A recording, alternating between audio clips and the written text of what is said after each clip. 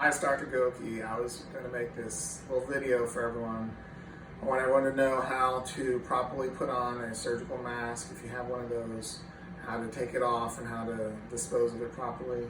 We also can go over the N95 masks, and if you're wearing a scarf or some other DIY type of mask, we can talk about how to wear that properly and take care of it. So the first mask is this surgical mask. So obviously, most of you should know there's a little wire part in the top, and then there's these vents. Usually one side is white and one side is colored.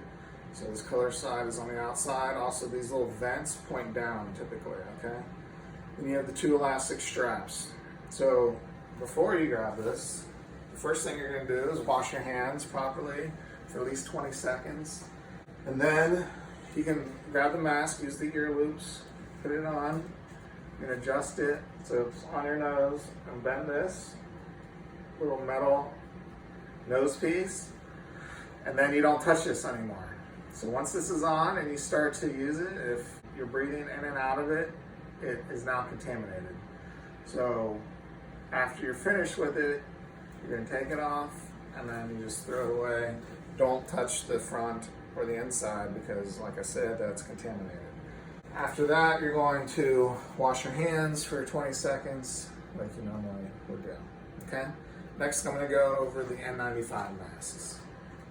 So this is a N95 mask, and this is gonna be put on a different way. So first, you're gonna wash your hands, okay? 20 seconds, soap and water.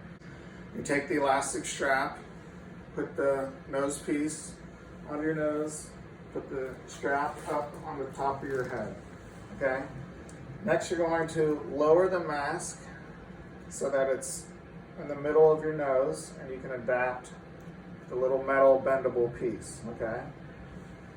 While holding the mask down, you're gonna pull the strap around your neck, okay? When this is fitted on and you breathe out, you should not feel any air coming through the edges, okay? Once this is on, you do not touch it again. Once again, this whole outside of the mask will be contaminated. So you can go about your business wearing the mask. When you do go to take it off, I probably wash my hands again. Then you're gonna start with taking off the one strap and the second strap, and you don't touch the other part. If you have to reuse this, you can hang it up somewhere out of reach of children or other people, or you can put it in a plastic bag, but you just don't want to touch it. You want to keep it clean. And once you're finished with it, you're going to wash your hands 20 to 30 seconds, and that should keep you safe. Okay. As far as the DIY masks go, those you can wear those, and they are to protect other people from you, so that your cloud of exhalation or sneezing or coughing doesn't travel very far.